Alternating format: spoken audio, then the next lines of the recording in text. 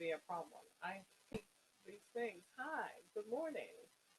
Finally, technology. It works really well when it works, and when it doesn't, boy, Your is it a show will go problem. live in Right? 5 seconds. How y'all Four, doing? It's Tuesday, three, the end of two, June. one. Right? Right? Hey, everybody. Good morning.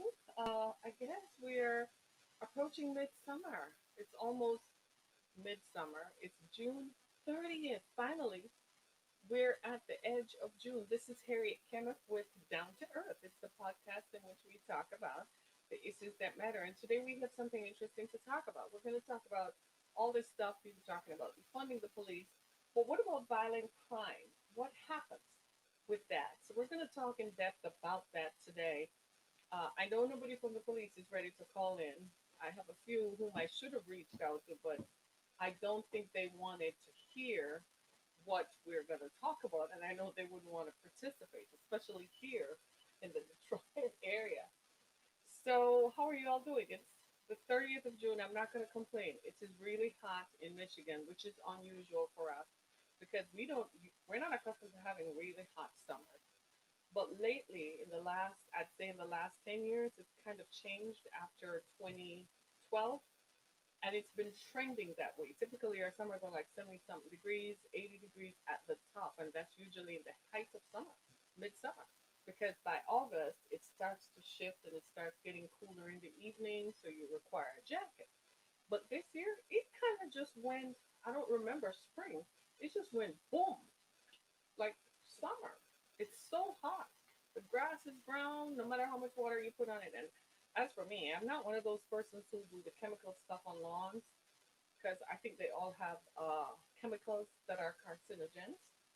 So I'm not. And I'm still surprised that Roundup is still being sold in stores. Did they win a lawsuit to continue selling? I mean, that's unfair to a lot of people. So I'm not about to buy any chemicals or weed killers or any of that stuff. I'm not doing that. I haven't done that in about 3 years because carcinogens are a problem. My exposure to it is what I'm trying to reduce, right? So today on our show, we're going to talk about defunding the police. Is that a legitimate conversation? Are those legitimate, realistic uh, curbs to control or curb the violence that we're seeing from police at unarmed black and brown people? That's really who the concern is about. This is not about Karen and Ken, right? Karen and Ken, the couple from St. Louis who brandished guns at unarmed protesters. White people never have to worry about violent crime impacting them. They never have to worry about being stopped by the police or being pulled over or being racially profiled. So they're not, they don't have skin in this game. They're observers, really, of what is going on. But what I've noticed across the country is that in the wake of George Floyd, most white people have totally shifted and they have changed with their rhetoric and with their actions on what they consider to be fair and just. They're looking more at this and saying, wait a minute, this is a problem. This is not just something that a group of people just made up. This is a real problem because now the evidence speaks for itself. But the legitimate conversation about defunding the police and some of the ideas that have floated, I kind of stayed away from the conversation for a little just to see how people would feel. And I just want to read this intro to you so you see where we're coming from. The country has been set ablaze with protests against police brutality and racism. Among the voices calling for change are those that call for police departments across the nation to be defunded and for city budgets to allocate more funds to education, housing, and healthcare. So, what gives? I was watching CNN this morning and they were saying that they can't, it's too early to say whether the uptick in violent crime is attributable to the calls for defunding the police. But let me hasten to say that traditionally at this time of the year, there is an uptick in violent crime. The weather is warmer, people are out more, they're interacting more with one another, and most crime, most violent crime statistically is taken amongst people who know each other. So they know each other or they have an affinity for one another. or they've had some exposure to each other. It's not just the random incidents where they're at a bar and some guy kicked off or ticked off some girl or ticked off some other guy's girl. Those are what you call random, right?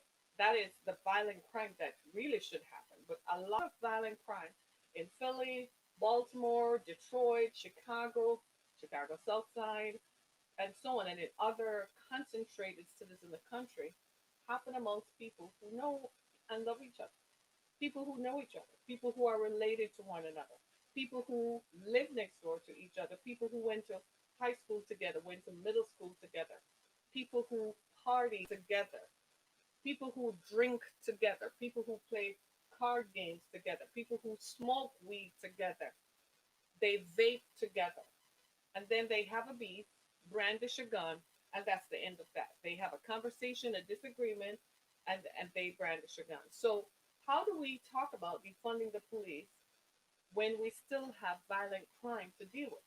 It's an interesting correlation and an interesting intersection, wouldn't you say? Because that's really what we want the police for: violent crime, keeping our communities safe, making sure that the vulnerable are protected, making sure that when senior citizens and women and children call the police, they show up.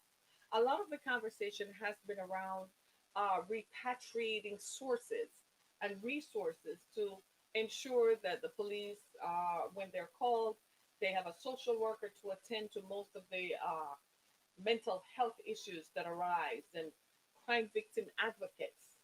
Yeah. So that in the event where it's about domestic violence situation, but let's just be clear, the police, by the way that it functions, should really respond to every call as if it's a violent crime, right? So when let's just be clear now, the dispatchers who are answering these calls, because it's not the police who get the calls, it's the dispatcher who fuels a lot of this conversation, who fuels these calls. The dispatcher should say, well, somebody calling that there's a black man hitting a white woman. Well, that's going to send every white male into a tizzy, and he's just going to show up with all his adrenaline pumping that he's going to kill this black man. Especially now that we know that a lot of the violence amongst police officers directed at unarmed black people come from police officers who have been infiltrated by the KKK. They're either KKK themselves or they're white nationalists. So same ethno-nationalism foolishness going on there, where they believe in white power and they believe that they're carrying on. Listen to this part. This is the part that gets interesting and sounds really stupid in its outlying belief that they're carrying on the work of their ancestors by ridding the community of black people. Just a few days ago on my Twitter feed, somebody tweeted something about the KKK, who are some of whom are law enforcement, are actually going to start lynching black men in certain states. I am one of those people who look at that like, seriously? There are some cities they didn't mention there. So you know what those cities are? Philly, Chicago, Detroit. There's a reason for that. They're not coming into heavily concentrated black areas because it's unlikely that they're going to emerge alive. If you come in there to try to kill black people and you look white, it's not gonna probably end well. But do you see what I'm saying? But to me, the real call to action there is that this has already happened. That's what I took away from that. It's not an implied threat or an imminent threat. This has been going on for some time. Hence, Trayvon Martin, Tamir Rice, Sandra Bland, and the roll call of unarmed black people who have been killed in intersections and encounters with the police. Now, the other thing that is concerning that nobody has brought forward is that black police officers within the force have experienced racism and black violence from white police officers, but no, you're not talking up. Speak up. You gotta speak up so we know. There are black police officers who are off duty, who are either at a bar, and who, when confronted by white police officers, even when they show their badges, they're beaten up. There are black police officers in locker rooms who are beaten up. They have to toe the line, otherwise they won't survive. They will be set up and sent to jail for stuff they did not do. There are black police officers who are profiled when they're pulled over and mistreated even when they declare that they are police officers. Why are you guys not speaking up? Because you're afraid that the white police establishment will come at you. Well, get the hell out of that. Get the hell out of that force then. And go find yourself in a police force that looks more like you and serve the community that looks more like you. But don't just sit there and put up with the violence and then make it sound like the rest of us are talking in a vacuum. We know we're not talking in a vacuum. We know these things exist. Where do you think we get this information from? The air? No, we know it exists. Black police officers are often mistreated by white police officers. There's systemic racism everywhere. How many black police commissioners around the country do you see? There is a reason for that. Because it's a form of white power. And according to these folks, it's interpreted as form of white supremacy. Let's just be clear. The intersectionality of police violence is when there is an overwhelming number of white police officers patrolling black neighbor and brown neighborhoods. There is likely to be a cop or two or 10 in that department who believe in ethno nationalism and white nationalism and who's most likely to perpetrate violence. The problem is nobody else in that blue wall of silence is coming forward to tell the truth. Nobody else in that blue wall of silence is coming forward to say that this is wrong. That is the problem. And because of that, we've got to get to this idea and wrap our minds around this idea. Well, what exactly are we funding the police on? I read a story that when the New York Police Department said they were going to uh, repatriate $1 billion in funding, you know what that included? That was personnel costs. Well, let me break down what personnel costs are according to this New York Times article. Personnel costs are pension funds, salaries, and other incentives that are given to police officers. I think the conversation around defunding the police should surround that. Why are we giving incentives to police officers when violent crime is still high? Violent crime in every neighborhood is still high. People are still killing people in Chi-Town. They call it Chirac for a reason. Chicago, Chirac, Chirac, Chirac. Because Chicago is not like an American city. Chicago is like you're in Iraq where they're firing guns and bombs and cannons all the time. But the police has a department in Chicago. Why is violent crime still high? And I think that's really the conversation that we should talk about. I am not, I believe that police departments, let me just say, police departments should have social workers. I agree with that. I think after they have come out, they should go back, you know what I mean, and reevaluate the case and so on and send a social worker as a follow up, send a crime victims advocate as a follow up. I agree with that part. But let's just be clear when someone dials 911 and say this is an emergency, somebody is attacking me, that's not the time to send a social worker because a social worker can't respond to that violent crime call. And here's the thing, we don't want to send a message to make it easier for criminals to think they can get away with it. We obviously as a society must control crime. We must get rid of the criminals. And criminals today are not just the people who are robbing banks or robbing stores or shooting places up. Criminals today are also white nationalists who are going around and creating crime so that the police will either ignore a community or come in the community with guns blazing. I think the police need to start investigating and telling us the truth and show us the faces on all these CCTV cameras that are in neighborhoods across the country designed to fight crime. Why are you still not solving who beat the place up, who shot the place up? Why is it still difficult to find people who are deeply penetrative? You're going to come back and blame the community that they're hiding criminals. You are not investigating. You are not digging it up and exerting force on those people and exerting pressure on those people to get the criminals out. That is the way you're going to solve violent crime. You have to apply pressure to the people who are creating the crime and causing the crime. The pressure is not kneeling on George Floyd's neck. and all the George Floyds of the world. The pressure is not shooting Rashard Brooks in the back as he ran away. The pressure is not letting George Zimmerman get away with shooting to Trayvon Martin. The pressure is not shooting an unarmed 12-year-old black kid with a toy gun. If it were a white kid, you'd probably go over there and show him how to dismantle a gun safely. That's not the pressure. The pressure is not pulling over Sandra Bland and telling her that you should respect the law. That's not the pressure. The pressure is going after the criminals who rob, pillage, murder, and rape. Let the penal institutions be filled with those people. Let them feel the full extent of societal angst against committing a violent crime on seniors, on women and children and the vulnerable and the elderly. That's what the police should be focused on.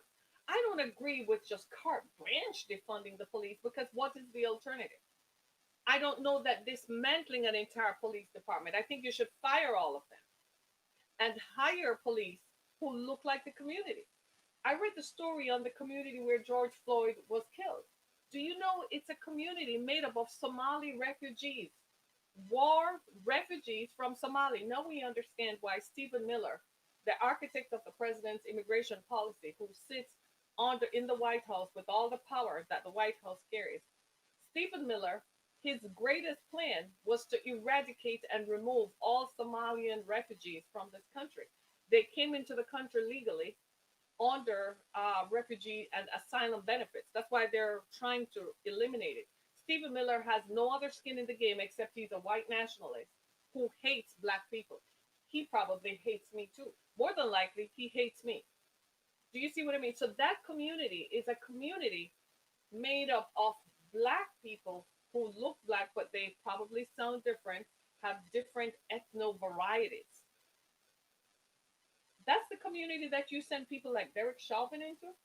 Why do you send white people to patrol a community like that? Do you see what I'm saying? So now we have to look at what is called smart policing. Nowadays, policing is not just, okay, I'm going to send in 2 SWAT cars with guns and just start firing up as they did with Amadou Diallo in 1999. Nowadays, policing is, maybe we need to get to know this community before something happens. Driving through the community, asking who is the community leader, right? And saying, hey, we're driving through. What's up? How are you guys doing? That's smart policing, isn't it?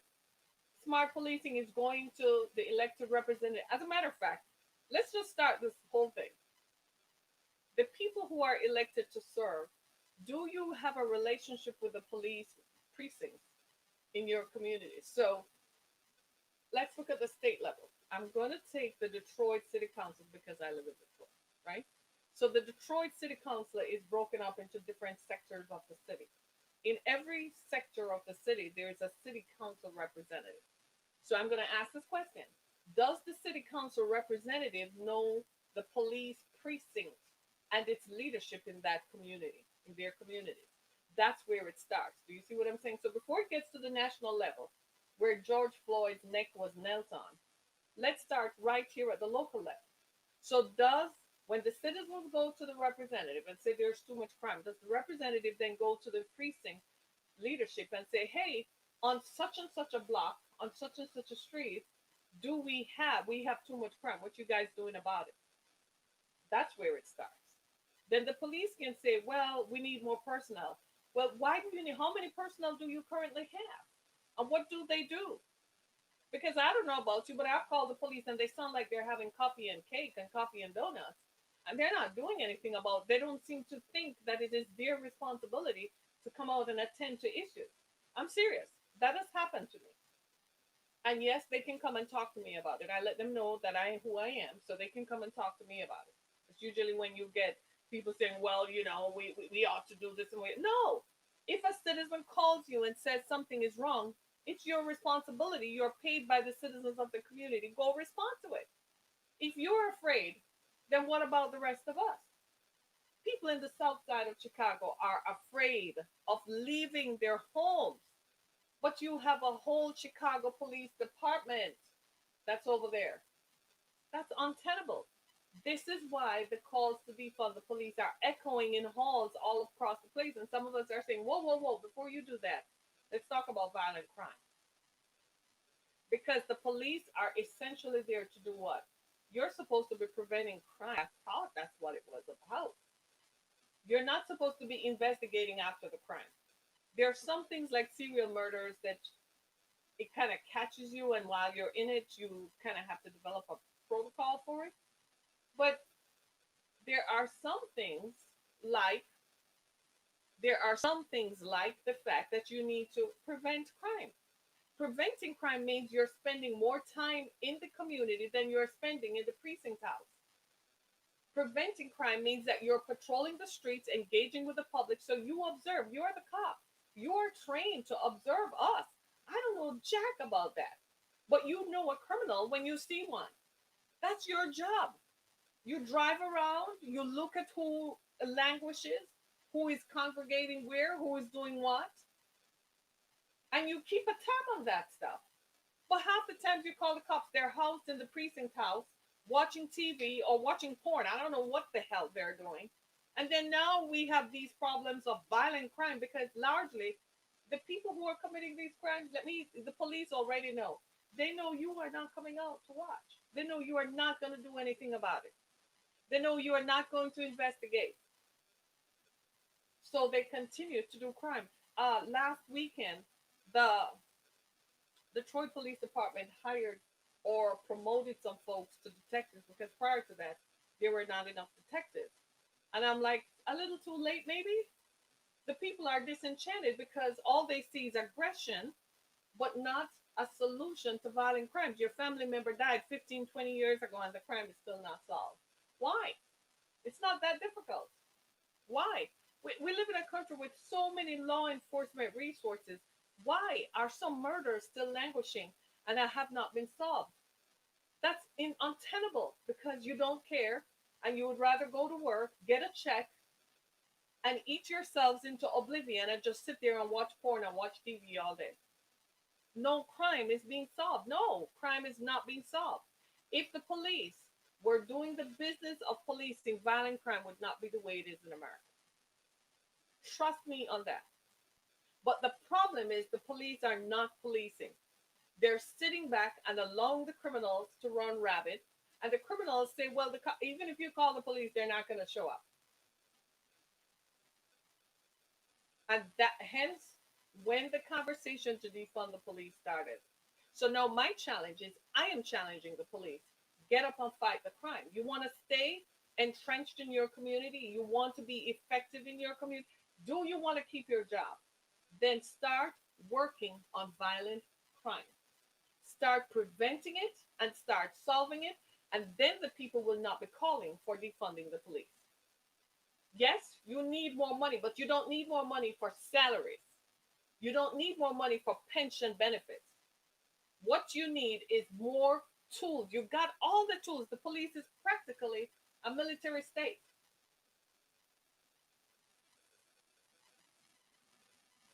Do you see what I'm saying?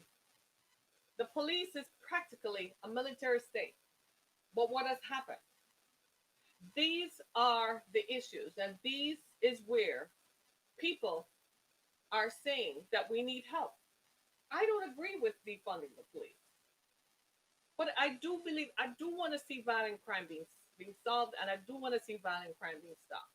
I'm sick and tired of seeing women and children being raped, molested, and nothing happens with it. That women are indiscriminately killed and murdered, and no crime gets solved. But on the other hand, the police are like, yeah, we need some more money for salaries and we need some more money for pensions. Guys, seriously, speak up. Tell us what the issues are. You have representation. But what is the representation? If you are not going to put your lives on the line, then step out of that blue uniform.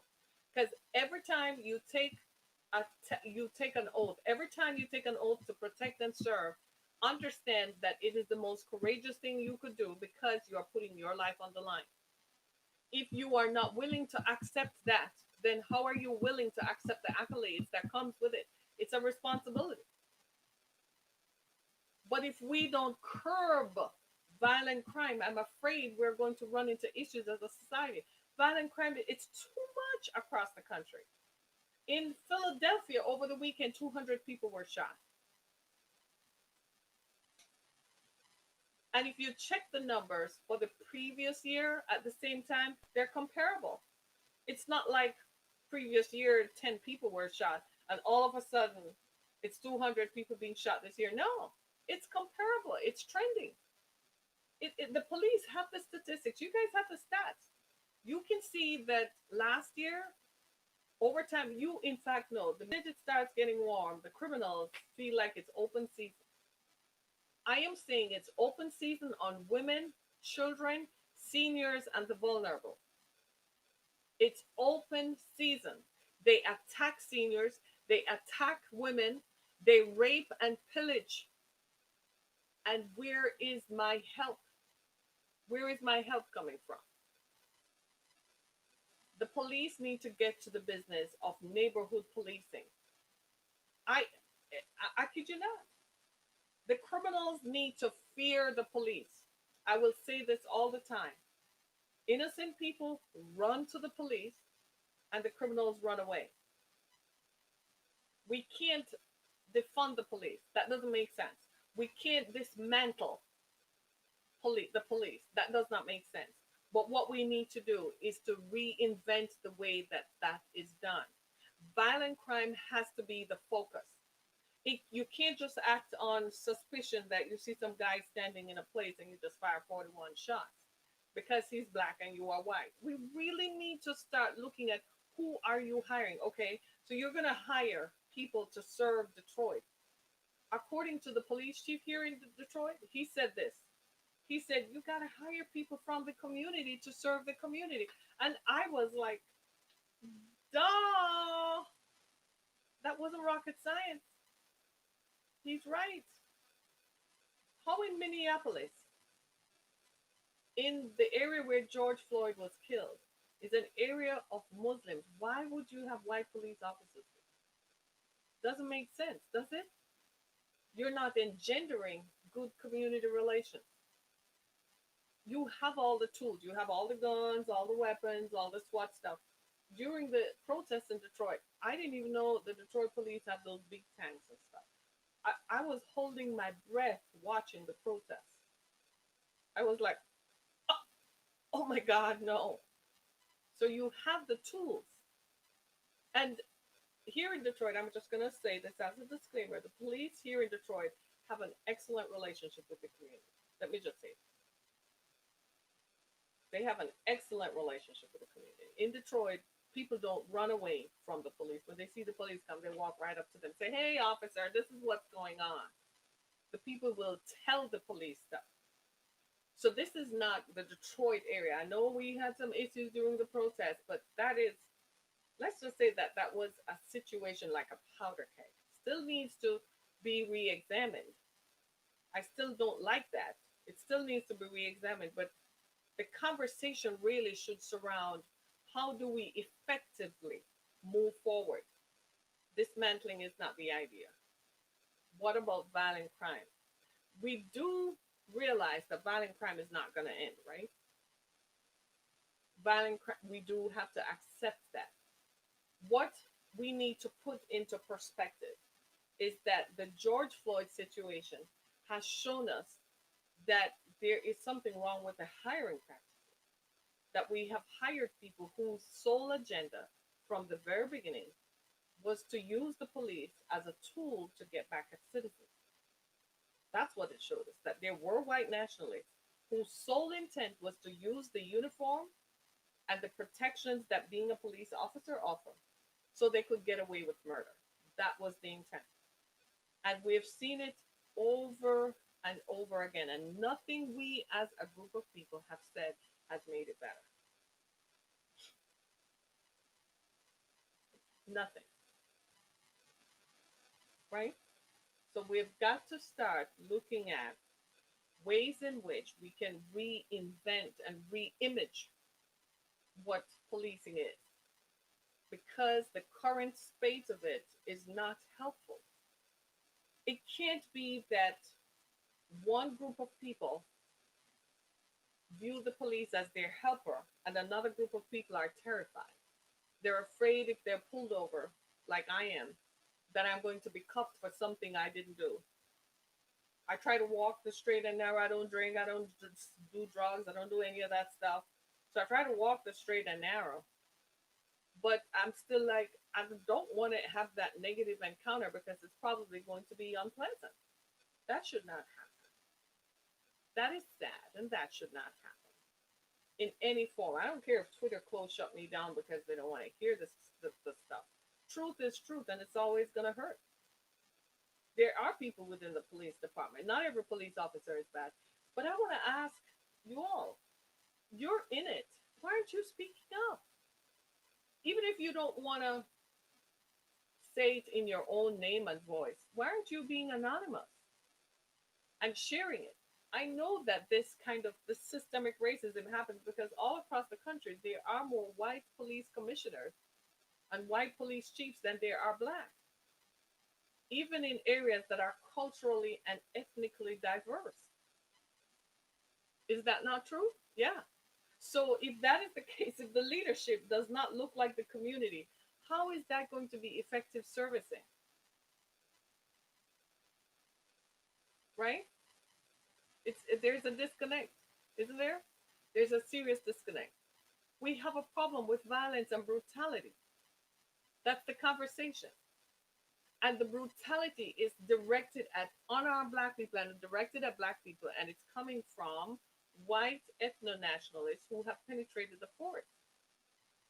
And you all know this, and you're sitting back, and we, the citizens, are paying the price. You're like, well, let them play it out. I know it's difficult for you to perform the tasks of your job because you're so accustomed to encountering criminals that you immediately criminalize everybody. You probably see me and profile me and criminalize me before I even open my mouth because everyone is viewed within the context of criminalizing. But we got to be smarter about that. Probably need to do more behavioral training in profiling people so that you know, just like the FBI does, they kind of disarm you because they approach you based on how they profile you. That's probably where we need to go. But we do have a problem with violent crime in most major cities across the country. We can't dismantle the police. We can't defund the police. We can't. It's ridiculous. Let me ask you this. We send people to prison ostensibly to be rehabilitated. Statistically, some of these folks emerge, and recidivism is a thing. They go back to prison really quickly. So those people are coming back out and they're doing the same crimes. They're committing the same crimes. That's often violent. If they were rapists before they went in, when they come back out, they're probably going to rape. If they were murderers, they're probably going to shoot because the behavior is what is the problem. The behavior that causes someone to be a rapist or a murderer is not the police's job. The behavior that causes that, that's a psychiatrist's job. When they enter the penal system, that is where those remedies take place.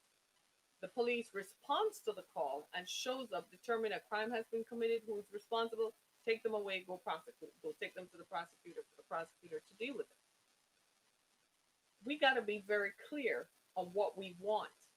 We want violent crime to be reduced in all our communities. That's our goal. Violent crime also includes shooting at unarmed black people by white ethno nationalists who wear the uniform of the police. That is a hiring practice.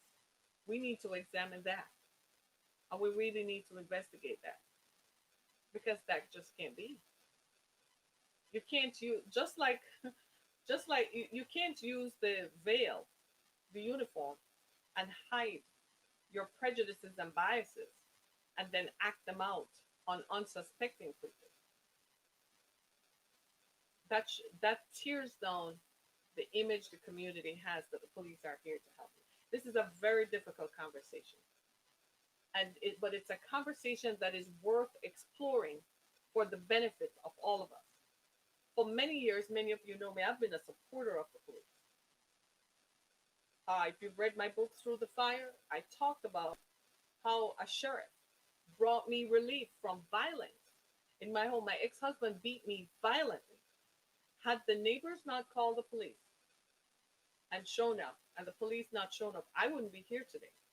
That night, like many times before, he intended to kill me. He almost succeeded, but by the grace of God, for an intervention by the Seminole County Sheriff's Department in Seminole County, Florida. They showed up, right? And they effectively, he did not come back. Oh, yeah. That was violent crime. When I talk about violent crime, he beat me. This is not, no crime is not violent. I don't even know what forms of crimes are not violent, to be honest with you, because in some measure, the victim is violated, right? But we need to have more policing like that. Now, could that have been prevented? Yeah, I could. I shouldn't have married him. That would have been one prevention. Did the police show up prior to? I never called them because I was scared. You see what I'm saying? So in those measures, maybe that's not some things you can't prevent it before it happens. But when the crime did take place, did the police bring relief? Yes. Well, that's what we want. So we need to have this conversation. And you guys in blue, you need to hear us and be open to what we have to say. As much as we're afraid of you, we also admire you. As much as we don't want you to be hurt either. As a community, we hurt when you hurt, when one of you drops from defending citizens. We don't want that. But you gotta stop the violence directed at unarmed black and brown people. Even if he has a prior criminal record, like in the case of Rashard Brooks, he had a prior criminal record. But at the time, where's your training? He was drunk. See, in that case, that guy, that police officer, he was racist. But what about the kids who were driving through the protest in Atlanta? They were trying to get away from it, and the cops reached into the car to grab them out. Why? Smash the car up to grab them out when they were driving away. They weren't pointing guns at the police. They weren't giving the police fingers. They weren't doing it. They weren't disrespecting the police. They were trying to get away from it. You see what I'm saying? So the police became angry that people were protesting, and you decided to take that violence out on others. Kind of not so cool. Much like in the same way, me having this conversation, all of a sudden, y'all just gonna hate me now. I'm on your side, but are you on my side? I know you're listening. I'm on the side of the police, but are you on my side?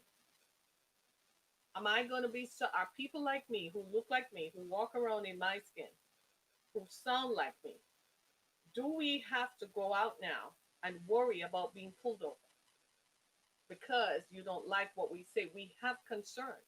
The concerns is that we want to live in a society and in a community free of violent crime. That's our concern. We want to engage with you in addressing that. But can I just ask the question? Do you don't have to be profiled for that? We need to get back to the business of fighting violent crime. Violent crime is a problem. And this is nothing about the society being violent. We are a postmodern society.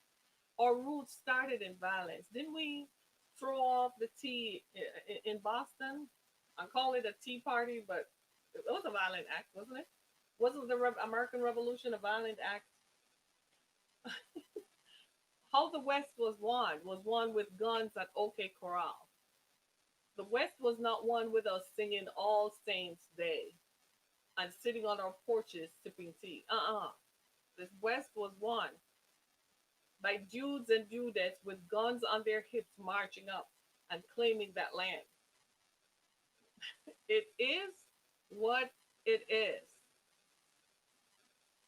I love you all. But we got to engage more. We got to talk about what we're going to do about violent crime. There is violent crime. Rapes are still happening. Murders are happening indiscriminately. People are beating up their family members. They're robbing our grandmas and grandpas when they get their little social security. They're raping our grandmas for the love of God. They're beating up our cousins and our nieces and our daughters. Violent criminals exist who have no other plan but to be violent. We need to fight violent crime. So dismantling the police is not the answer. Defunding the police is not the answer. The question really is, how do we control violent crime? How can we put a lid on it? That's the question. So we need to be engaged. We need to talk. Come on, you guys in blue. We need to talk. We need to have a conversation. This is a conversation that we gotta have. We've come to this point. This is perhaps the best part about our republic is our intersections. This is the greatest thing about it, that we can sit down and talk. So after all this is over, we need to talk. We need to talk. We need to have this conversation. We gotta have it. What are we gonna do about violent crime? We gotta have this conversation. This raping is not normal. Raping of women and children and seniors is not normal. Killing of family members because you have a dispute over who cooked the beef. Ew. You have a dispute. You took somebody's drugs and you didn't pay them back, and now they're looking for you, so they go shoot up your whole family because they're mad that they didn't get their money because their egos are so involved. The people who are dying are incredibly young. They're under 35 because they are so egotistic. It's all about how I look. And you can't just do this to me because I don't want anybody to they have the wrong concept of disrespect. That's not the police's job to teach them what is self-respect and what isn't. The police's job is to who committed the crime and solve that crime. And is it preventable? Can I stop them from going to shoot up other people who are innocent? Like a 5-year-old who get caught. Or you shoot up a house because you and the people in the house have a dispute, but you kill a 12-year-old child sitting there watching TV. Violent crime is the issue. We have that problem. And we can't get away from it because we're a nation rooted in violence. We started like that. But how do we get rid of it, right? We leave the world in jailing its own, invading others, and making refugees. That's someone's comment, right? Do you know that we have the highest prison population in the world? And we're not the most populous country on the face of the earth. China, India has that statistic of being the most populated country. But we have the highest. So it seems to me we have a prison pipeline to put young people in. So we have an anger management control problem that spills over into violence that causes people to be incarcerated. But the problem right now that we're seeing with this violence directed at unarmed black and brown people comes from ethno-nationalism. White nationalists who have put on a police uniform with a badge and a gun and go out there and look for black people they can pull over, beat, kill, drop them in a ditch, and kneel on them. And that's why we're saying, you're not going to do that. Enough of that. You're not going to continue your racist agenda that you're where your ancestors left off, you're going to pick up. You're not the real police. The real police show up and say, hey, what's going on? How are we going to stop this? Who is involved? Let's talk about this. That's more what we want. So in other words, what I'm saying, policing in the 21st century has evolved and should evolve. We're probably not ready to accept that. Crime is changing. They're no longer just pointing a gun now. You realize that they're hacking into computers. They're stealing our stuff electronically. They're hacking into our home protective devices. Crime is changing as much as that. So policing needs to change. How much of the police funding goes to cybersecurity? How much of it goes to watching the way criminals are doing this. It's not just about watching cameras and using facial recognition technology. That's getting old. It's that the criminals are find walking around with scanners to scan our purses to take out. This is why I carry big purses. It's filled with a lot of stuff. Good luck trying to get to my wallet. You're gonna have to go through like about three different sections to get to that, right? They're they have technology where they're looking at our home protective devices and they're able to hack into them. You don't believe me? Listen to what people are saying. I kid you not, right? They can hack into our car navigation system and stop our cars while we're driving down some roadways, right? All right, so we jail 5 times more than Canada per capita. We have 5 times more bad people than Canada. The most racist country is India. The US has 20 times the people in jail per capita than India. The most populous country is India. And we have to, yes, we do. We lock up more people because we have a capitalist system that is directed at making money off of people being in jail. That's what that is. And as usual, it targets because black people are perceived to be weak. We're changing that dynamic and changing that discourse now. Hopefully, out of these protests, people will begin to realize that the black people who were our ancestors, they left. They left this conversation a long time ago. Black people who remain today, we're not about to put up with that, right? So policing needs to match the times that we live in.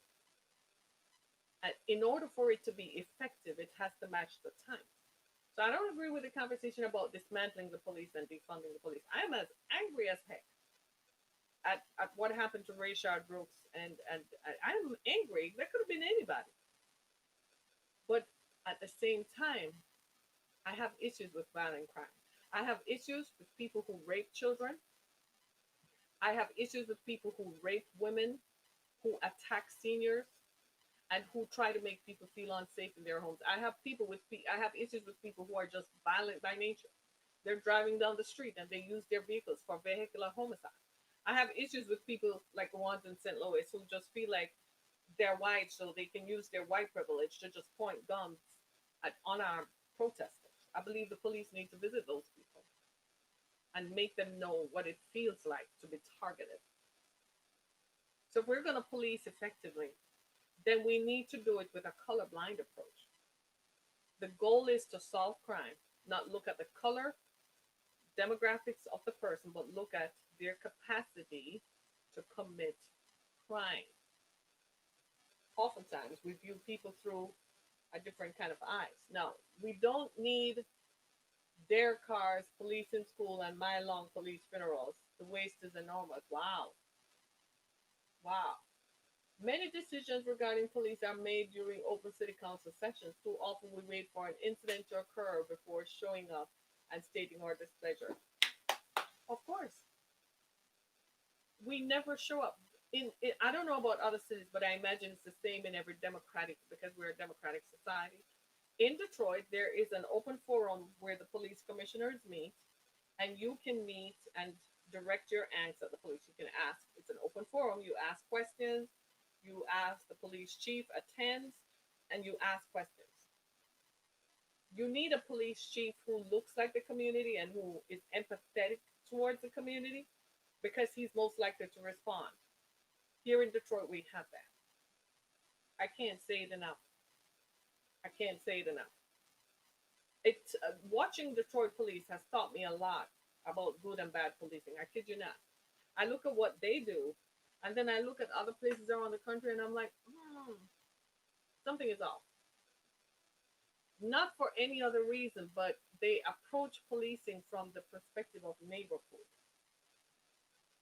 You see what I'm saying? That's a whole different look at it, as opposed to these are all criminals. Let's just go in there. No, right?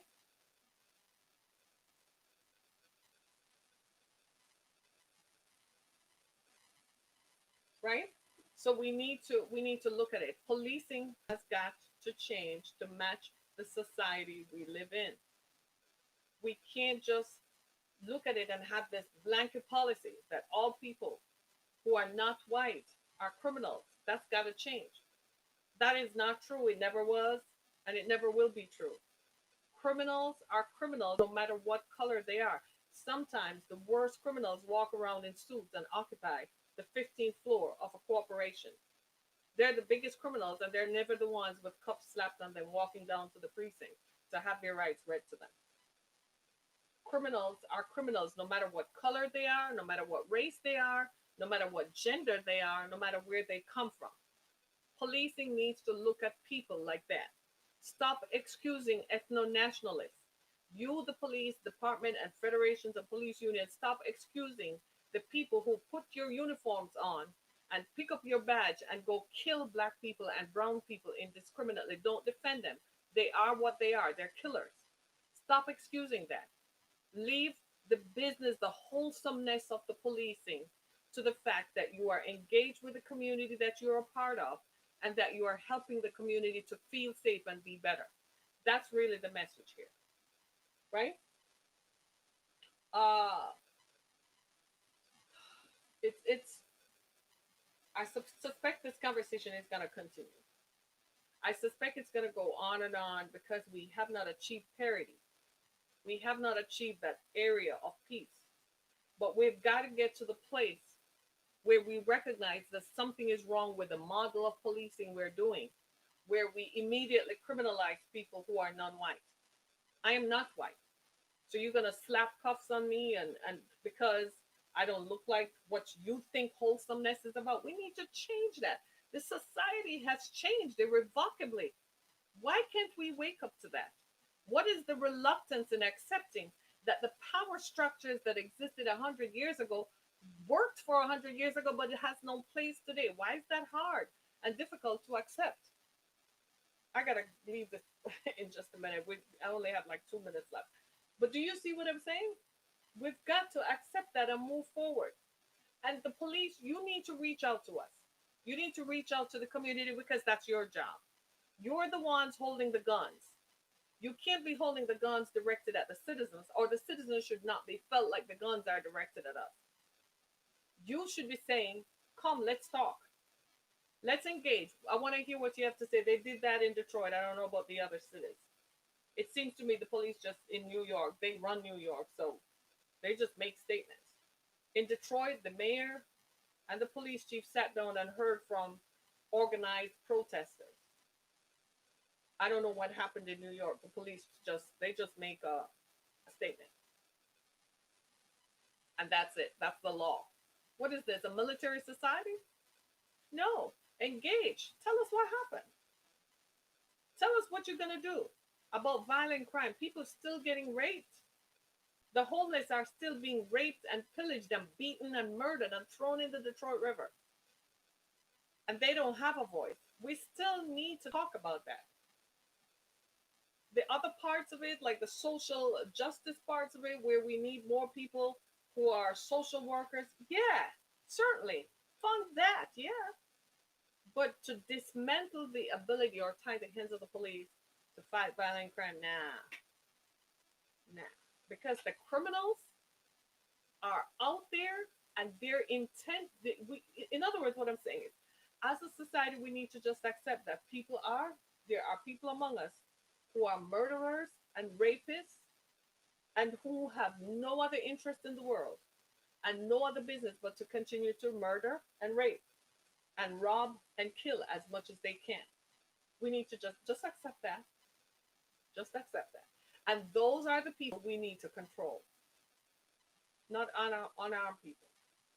Now, people like me driving down the street, the people who use their vehicle for vehicular homicide, they know they had one drink too many, but they still have something to prove. So they're going to get on the freeway and then kill off other people. No, they need to not have driver's license. They need to go spend some time sitting down and thinking about it, have an interview or an encounter with the county. That's police. So going forward, I think this is an uncomfortable conversation, but I think it's going to be worth the time to invest in what makes effective policing. What are we going to do about violent crime? It's my problem and it's the police's problem. It's our community problem. What are we going to do about it? We can't dismantle the police. Who then keeps the peace? You want to pay armed mercenaries to do this? I don't think so. We can't defund the police. They don't need that much money for personnel costs. In that case, then we need to pay the military more, right? Security guards, guards in schools, nurses, right? People who are actually just there. You're not the only ones putting your lives on the line. We all are to some extent.